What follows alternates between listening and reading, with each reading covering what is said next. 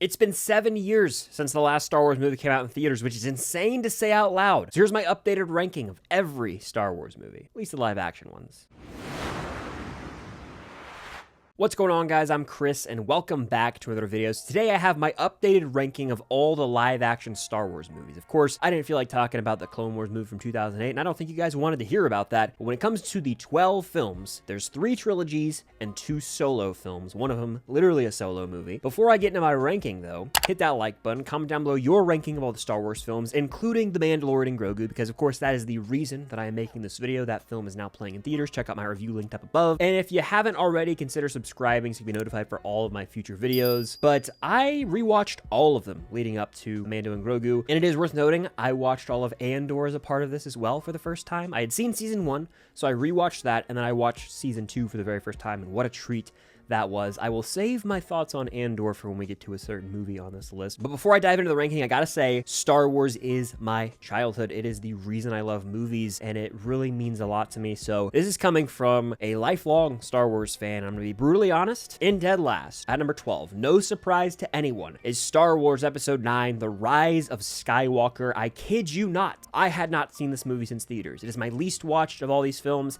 I saw it opening night in theaters, was disgusted, and said I can't watch that ever again until yesterday as of filming this video. It was literally my first time watching since theaters because I couldn't bring myself to revisit this. It is a disgrace to the Star Wars name. There's no getting around it. The movie and everything about it just feels like complete and utter nonsense. It's insulting. The plot's a joke. It throws everything at the wall to try and please every Star Wars fan and ends up pleasing no one. Palpatine's inclusion in this film and the way in which he's worked into the story physically pains me. It makes no sense. Nothing adds up in this film. It's actually hard for me to stomach multiple decisions made in this movie. The script itself is abysmal. Like, half the lines in this film are just characters repeating things or asking questions back to a character. They Fly Now has become a straight up meme, but there are so many instances where the dialogue just feels off. And I'm shocked this kind of predates the AI movement by studios nowadays to want to push computers to write their big blockbusters to save a buck, because it genuinely feels like this movie was written by a computer half the time, and maybe it was, and we just never knew, because there were a lot of creative problems behind the film. Colin Trevorrow was attached to direct at one point. Obviously, Carrie Fisher passing away impacted the movie. There were whole different scripts at one point. This thing's just a disaster. It's hard to watch and does not remotely feel like Star Wars. Palpatine is in the third act going full on like comic book movie villain, like sucking the life force out of Kylo and Rey. It's so cringe. There's no getting around it. Multiple things in this movie physically make me wince. Talking about it any longer is going to put me in a bad mood. I got to move on. I could go on and on forever about how this is the weakest Star Wars film. I think it is by far the worst movie this saga will ever put out. Somehow Palpatine returned. Next on my list at number 11, I have Star Wars Episode 8, The Last Jedi. This will forever be known as the movie that destroyed the Star Wars fandom forever. It could be your favorite movie of all time, and I think you'd have to agree with that statement. After this, the divisiveness was endless, and to me, it's because The Last Jedi wasn't very good at all. I will praise the movie for one thing. Undoubtedly, it's visually impressive, okay? It is one of the better looking Star Wars films for sure. Like, the Holdo maneuver looks clean, the movie's well shot, the visuals of Crate shine, and we also get a cool Yoda and Luke reunion, but those moments are all few and far in between, and the bulk of this film genuinely, to me, misunderstands the assignment. I'm of the belief that this movie completely derails the saga for the worse. It's filled with silly nonsense, including the entire middle act, which features a side detour where we go to a casino planet and shoehorn in a message about animal cruelty with a side of stuttering Benicio del Toro. I can't look past this either, especially on rewatch in the year 2026. There was this obsession with movies in the late 2010s from Marvel or Star Wars to basically copy and paste this MCU style of humor where it lends itself to the joke falling flat time and time again. So many failed attempts at humor that are just unnecessarily forced into this movie. Even from the opening scene, I'm just like, gosh, what are we doing? I guess it paid off at the box office, but it's hard to watch. On top of that, it commits to the horrible decision of having a beloved, legendary character become a grumpy old hermit off screen. Why do franchises feel the need to do this? The last time we saw Luke Skywalker, he was a hero. He was looking out at Yoda, Obi-Wan, and Anakin, smiling. They had just taken down the Empire. And the next time we see him, he's a grumpy old hermit because of something that happened off screen. I can't stand when franchises do that. If you also view this movie through the lens of where the sequel trilogy ends up, it is extremely evident there was never a clear plan or even a vague outline of where the trilogy was headed, and that made for a disaster in the end, obviously. And why the hell is this movie 2 hours and 30 minutes? It might be the most dragged out Star Wars movie of the bunch. I just continued to check the time on my phone as I was watching this, at home, mind you, because I couldn't wait for it to be over. Again, just like the Rise of Skywalker, multiple scenes, sequences, moments make no sense, things don't add up, and decisions made are baffling. On the bright side, we did get some Kylo Ren memes and sound bits from this movie that will live rent-free in my head forever, so I have to give it to them for that. More! At number 10 on my list is going to be the newly released The Mandalorian and Grogu. It is absolutely inexcusable that this is the first Star Wars movie to release in 7 years in theaters, because this is so clearly condensed episodes of The Mandalorian Season 4. For some reason, they decided to take a TV show and put it on the big screen, and so you're watching what feels like condensed versions of episodes in a movie. There is nothing cinematic about this. It is gimmicky as hell to promote this movie as filmed for IMAX, must-see on the big screen. It's BS. You don't need to go see this on the big screen. It'll be on Disney Plus probably by Labor Day. So this movie will be available to stream soon. People will watch it and be like, oh, this is a special for Disney Plus, right? No, it was a theatrically released movie that probably bombed at the box office. Only time will tell if I'm right about that or not. But the reason I have this over Last Jedi and Rise of Skywalker is it does less damage to the brand. It's a very safe movie. It doesn't belong in theaters, but it's not like offending me or just completely butchering any of the canon. It's just as if you're watching TV episodes, like mid to bad episodes of The Mandalorian on the big screen. It also doesn't understand the fact that audiences have kind of moved on. You have to evolve Mando and Grogu, and they're still static characters. The movie opens with them in one spot and closes with them in the same spot. No growth experience. The characters don't have any set in stone or defined arcs, so they're just not interesting.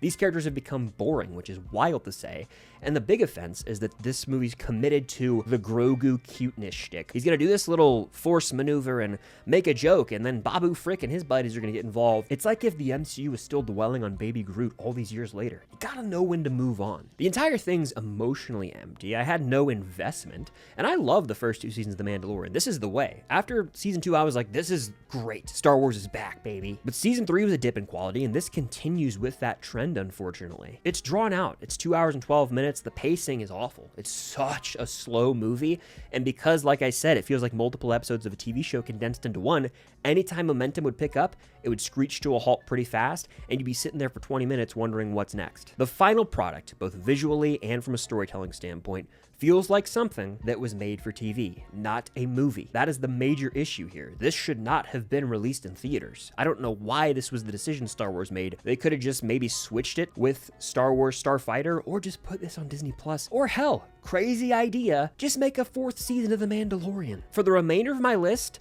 all the Star Wars movies are fully watchable, and I would watch multiple times over the 3 that I just talked about. At number 9 on my list, I do have Attack of the Clones. This is the second film in the prequel trilogy, and of course I watched it growing up. For context, I was born in 1999, so of course I grew up on the prequels, but I'm still able to critique these movies. Like, of course I have nostalgic memories of playing with Star Wars toys, pausing the movie to reenact lightsaber duels, but that's not going to cloud my judgment here. I think as an adult, Attack of the Clones is borderline a snooze fest at times. It's bogged down by the typical prequel political government discussion, but this movie in particular, when compared to the other two, has a god-awful romance that has zero chemistry between Padme and Anakin. It's hard to watch. What I'm about to say is not an attack on Hayden Christensen, it is just how I feel. I do not think he's a very good actor, especially in this film. The writing, sure, it's cheesy, but you're getting performances out of Ewan McGregor and other actors that are perfectly serviceable. And Hayden, it's rough. It is rough in my opinion.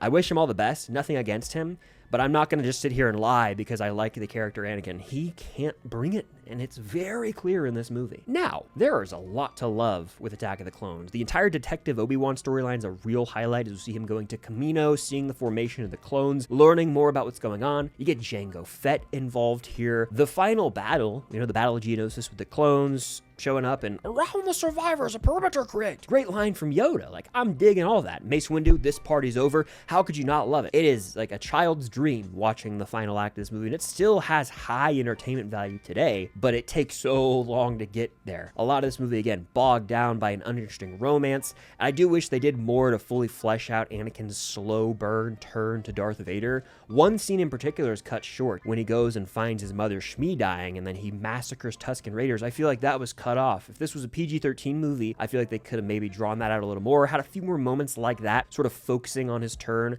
They dive into that in Clone Wars a little bit more. I would watch this right now 30 times in a row before I watched, the last two movies of the sequels or Mando and Grogu, but it's by no means great. Clearly has issues in the first two acts. In the third act, I just have a big soft spot for. At number 8 on my list is the most overhated Star Wars movie. That is going to be Solo, a Star Wars story. It came out in 2018, only months after The Last Jedi, so Star Wars fans and movie fans at large were kind of at odds with this one. It was horribly marketed. There were some behind-the-scenes mix-ups with the creatives, and it went through a few different hands, so it took a while to actually make this movie. Because of that, the budget was super inflated, and as a result, it only grossed about $390 million. I want to make this known. I hated this movie when I first saw it in theaters. Viscerally hated it. If you go find my old ranking from years ago, one of the first videos on the channel, I think I had this at the bottom of my list. I was like, this is a nothing burger, throwaway garbage.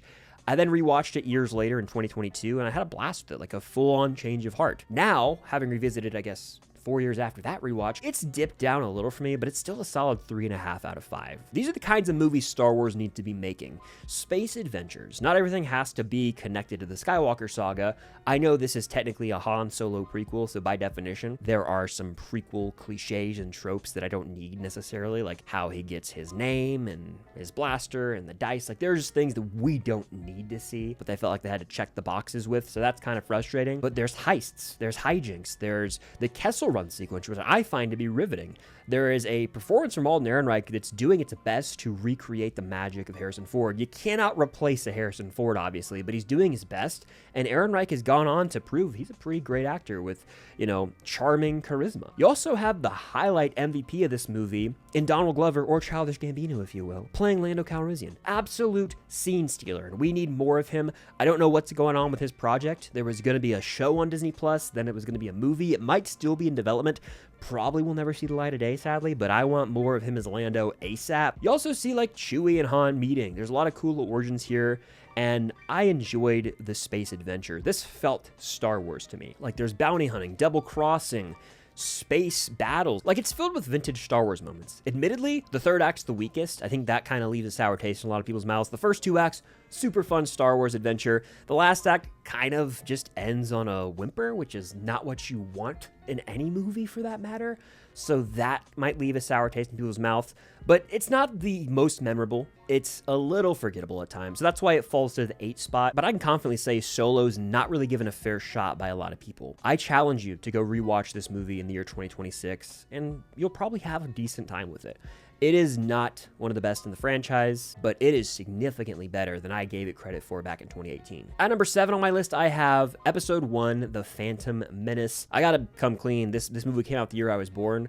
I watched it a lot when I was 5 years old, so it's one of those movies I have all the nostalgia in the world for, but this is my ranking, subjective. That being said, this is a flawed movie, clearly. The opening crawl is like red flag number 1. Why are we talking about taxation? Why are we talking about trade routes? Why are we diving into the politics side of things? You get some MVP moments here and real standouts, right? Qui-Gon Jinn, one of the best Jedi. I think there's a lot of wisdom with that character. He is a scene stealer. Young Obi-Wan, not enough of him in this movie because he is another great character, but the big draw with this movie is Darth Maul, okay? Double-bladed lightsaber, cool Sith Lord. There's a lot to him. Obviously, we've gotten a lot more Maul since then, but this is like his first appearance, and the whole Duel to Fate sequence with the score by Williams becoming one of the most iconic tracks in all Star Wars, but also the lightsaber duel itself being just sick as hell. Like, that's important for Star Wars. The result of that duel directly impacts the trajectory of the franchise, so always will hold that in a special place in my heart. And to me, I'm a sucker for the Boonta Eve. That's the whole pod race with Anakin, Sebulba, Ben Quaternaros. There are moments there where I'm like, this is like F1 in Star Wars. Now this is pod racing. At the same time, it's bogged down by the government, the politics, the yapping, frankly, and Jar Jar Binks exists. He's insufferable at times. So the movie's flawed. Some of the visual effects don't hold up at all, but it's part of my DNA. For better or worse, I think this is more watchable than every movie I just listed. I would throw it on right now, and I'd have a good time. I'd probably go on my phone during portions of the movie, but I think that it's more watchable and has enough highs to be about right in the middle of the pack at 7 for me on my list. At number 6, I have Star Wars Episode 7, The Force Awakens. I had not seen this movie since before The Rise of Skywalker. I want to make it known. I watched this movie probably 7 to 8 times alone leading up to The Last Jedi. I saw it 3 times in theaters. It's one of the highest grossing movies of all time for a reason. Its release was a cultural phenomenon. It was the first Star Wars movie I ever saw in theaters, and so I was over the moon about this thing.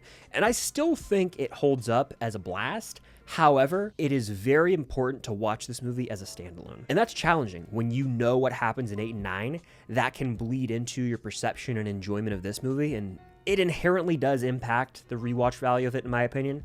But if I just cut it off, this is just a one and done. It's a fun-ass Star Wars movie. It's just such an easy watch. Part of that is because it basically straight up follows the template of the original movie, like beat for beat. Starkiller Base is the Death Star. BB-8 has these, mapped to Luke Skywalker, just like the droids have the plan to the Death Star. Rey is Luke. It's straight up A New Hope. But because of that, I'm hooked, because I love that movie. You'll find out later in this ranking. Seeing Han and Chewie step back on the Falcon fills my heart with so much joy as a longtime Star Wars fan. The adventure's back, the practical sets and effects of the original trilogy are present, and it introduces a new generation of characters while still blending in the OG legacy characters as well. Visually, it's a damn good looking Star Wars film. The whole sequel trilogy looks fantastic. Plus, John Williams was in his bag with Rey's theme, with Kylo Ren's theme. Like, he cooked some unique, new and fresh Star Wars themes for sure. But like I hinted at, this rewatch was a challenge at times because you know where things are headed. You know Rey's ultimate identity. You know Snoke's a nothing burger character. It hurts, this movie on rewatch. Even like the cliffhanger ending of the movie with Luke being present with Rey and she's handing his lightsaber over to him, you know he's gonna toss that over his shoulder and be a grumpy old hermit in 2 seconds, so it sucks the energy out of the ending. All that to say, this is still a fun standalone watch, but knowing what comes next removes the optimism and hopeful nature of all those rewatches between Force Awakens and Last Jedi. Half the fun with rewatching this movie was theorizing and speculating, basically doing a deep dive into what's next. A lot of that didn't come true, and so I'm just left scratching my head wondering how they fumbled so hard after this movie, because this was it. This was a crowd pleaser. Everyone seemed to be on board with this. Even people who weren't over the moon about it were like, it's still a fun Star Wars flick, and they just went off the rails with the next 2. At number 5 on my list, I have Episode 3, Revenge of the Sith. I know a lot of you guys probably have this at number 1. I think it's clearly the best prequel film, but I've just never been the guy that's like, yeah, that's the best Star Wars movie. For all its awesome moments, we'll talk about in a second, it still falls victim to the prequel tropes with the boring politics and governmental dialogue. You also have some poor writing, again, with the Hayden performance, as you've got him and Padme, and they're having a baby. But the movie just frustrates me at times. I gotta say it. I think that it is overhyped. I love it. I still have it at 4 out of 5. There was a point in time where it was like a 3.5, 4. I got all the way up to 4.5. It's an 8 out of 10, 4 out of 5. Very good movie, the best of the prequels. And from Order 66 onward, gives us some of the most incredible Star Wars media out there. Anakin's turn to the dark side happens. You have Anakin v. Obi-Wan with Battle of the Heroes, this incredible track by John Williams. You also have Yoda versus Palpatine. So like, this final act of the movie delivers on just the epic scale you're hoping for to conclude the trilogy. We see Anakin's full-on turn into Darth Vader. But after the opening scene where they rescue Palpatine, things screech to a halt for a bit. That's just how it is, okay? Now, it makes up for that because it sticks the landing, but I think a lot of people, when they look back at this movie, only think of Order 66 onward, when there's still a whole nother half of the movie that is not the most compelling. Now look, it might be the most quotable Star Wars film. I'll throw a quote around almost every week from this thing. It has like the Spider-Man 3 effect, where there are just memes that make the rewatchability really high, but it's poorly paced. The highs are really high, and the movie sticks the landing. It's a very strong conclusion to the prequel trilogy. Still a top 5 Star Wars film, but too often do I see this at the number 1 spot. And I'm sure a lot of you guys have already commented that it's your number 1 movie, and that's awesome, but I just cannot fathom putting it at number 1 when some of these other movies exist. This is my read on society's opinions, so I'm just speaking from the heart here. I think a lot of times people's judgment can be clouded by the high they're feeling from Anakin v. Obi-Wan and the third act, when in reality they're failing to take into account the movie as a whole. And that's why it kind of gets placed at number 1, because of childhood nostalgia, watching Anakin fight Obi-Wan, and like the video game was really fun for this, and it was just a cool era, but the movie as a whole is not the best Star Wars movie. At number 4 on my list, talk about an underdog, ladies and gentlemen, we've got Rogue One, A Star Wars Story. I have an entirely new appreciation for this film after watching Andor. That's right, I saw season 1 when it came out, Didn't watch season 2 until this year, this week leading up to Rogue One, and it completely recontextualized and changed Rogue One for the better. I almost view this movie as the epilogue to Andor and the prologue to A New Hope. It is like the third season of Andor. It's a little nice intro to A New Hope, and I'm fully bought in. After seeing 24 episodes of a TV show with Cassian Andor, not only giving him depth, but giving depth to the birth of the rebellion around the galaxy at large, I am locked in for Rogue One. There's a significantly greater emotional connection to the story and characters themselves. Everyone who gets involved in this mission is willing to put their life on the line for the greater good to put a stop to the evil empire. And we've seen them do some nasty things, street level things, large things with like the Gorman massacre in Andor season 2. And so they feel like this unbeatable threat. But this movie, despite the fact that it's got this sense of dread and, depression almost because it's the Empire, how are we going to take them down? It manages to end on such a hopeful note that catapults us into the original trilogy. How could I not be giddy about this, right? It blends Tony Gilroy's masterful writing with the visuals of Gareth Edwards, who it's rumored didn't even finish directing this movie, but visually, this might actually be the best looking Star Wars film. The scale, the Death Star, I was like in awe of how amazing this movie holds up 10 years later, visually speaking. And then the final hour of this movie is just action-packed, all-out war, everyone putting their life on the line, being selfless to stop the Empire. It also goes without saying the Darth Vader sequence is terrifying. It is a display of how powerful that man really is and how much fear he strikes in the heart of anyone around him. But I'll tell you this much, hitting play on Rogue One immediately after finishing Andor is a treat. If you haven't done that, I highly recommend it. It adds so much, and the way they were able to connect Andor into Rogue One, its perfection, adds depth, and you know what each individual is sacrificing, especially Cassian. You know what he sacrificed for the cause. It moves me to tears almost because of how beautiful it is, his ending. I mean, he did whatever it took for his whole life to fight the Empire, to fight this evil that's plagued him since he was like 6 years old. So it's safe to say I have a newfound respect for Rogue One. I feel more attached to the characters, and initially, like when it came out, I always thought it was solid, but with the knowledge of Andor and having, revisited it now 10 years since it released, it's climbed my rankings and maybe could continue to do so. By the way, for context, I think Andor is the third best Star Wars project to me, just so you guys can know where that would have landed if I were ranking the shows. At number 3 on my list, I have episode 6, Return of the Jedi. The original trilogy will always be my favorite trilogy of all time. I'm a sucker for conclusions. Of course, this was going to be top 3. You get so many all-time Star Wars moments here, notably the throne room with Palpatine taunting Luke, and then Luke v. Vader, Luke getting that call to the dark side, but then throwing his saber away, saying, never, I'll never turn to the dark side. Vader's ultimate moment of redemption happens then. Beautiful, really is. The final moments where, everyone's happy, Luke's looking out and sees the Force ghosts, and then everyone's reunited and just chilling. It is so hopeful. It fills me with joy. My heart is happy. It's my favorite ending to a Star Wars movie. Return of the Jedi gets crap for the Ewoks. That's kind of a silly thing, in my opinion. I mean, if they were Wookiees, would people have been less offended? Stormtroopers, very inconsistent across all of Star Wars. In Andor and Rogue One, they're like excellent marksmen. In the original trilogy, they're kind of just silly little henchmen. So, of course, them getting taken down, not even on their own turf, by these Ewoks, yeah, I'm not bothered by that.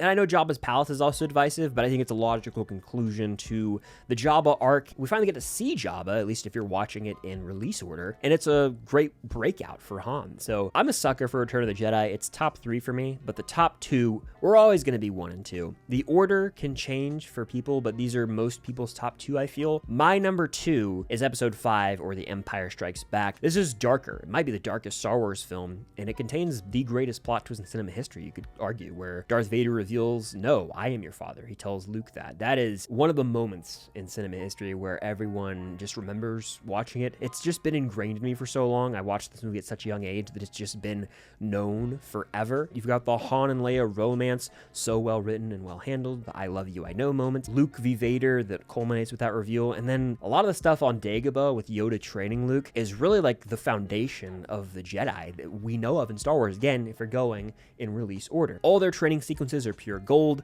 The opening battle on Hoth rules. In fact, each planetary setting in this movie, Hoth, Dagobah, Bespin with Cloud City, they all feel so fresh and new. Lando Calrissian's in this movie. Like, I could sit here and just go on forever. Boba Fett, love it. You know, this movie is Star Wars. It is classic Star Wars. Many people have this as like their number one movie of all time or the Star Wars movie, and it just checks out. It stood the test of time for all these years. It's one of the greats for a reason. I also have to shout out John Williams for the Asteroid Field score. Never tell me the odds. Empire rules. But my number one is the one that started it all, Star Wars, aka Episode 4, A New Hope. This is a perfect movie. It's the movie that got me into movies. It's one of the original blockbusters, and its impact on not only American cinema, but worldwide cinema cannot be overstated. It is such an important movie. Story-wise, it is a perfect hero's journey template. Luke Skywalker, when he goes out and looks at the twin suns, like that is my favorite scene in all Star Wars. The binary sunset, the score that plays there, you know, he's making a decision. There's two paths in life. Do I stay? Do I go? He's destined to be a hero. It's just legendary, guys. The final run on the Death Star, my heart still races, my palms still sweat when I check it out. It's just this perfect underdog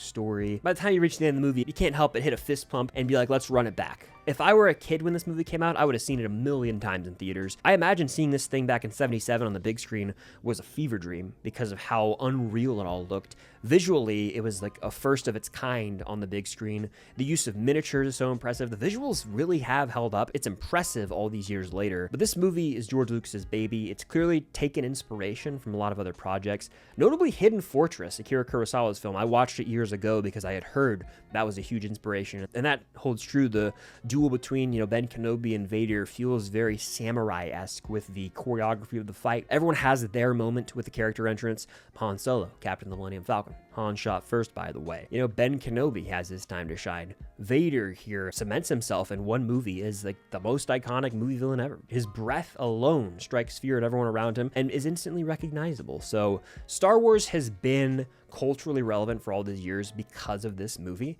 It is impactful to me in my life and my journey with film, but it's also what I deem to be a perfect movie, infinitely rewatchable, and one of those movies that forever will have a historical impact that people will show their kids growing up and be like, I want to experience this with you. It's a special franchise, but this movie is the one that started it all, and I think it is the best film in the entire saga. But that is my ranking, my updated ranking of all the Star Wars movies.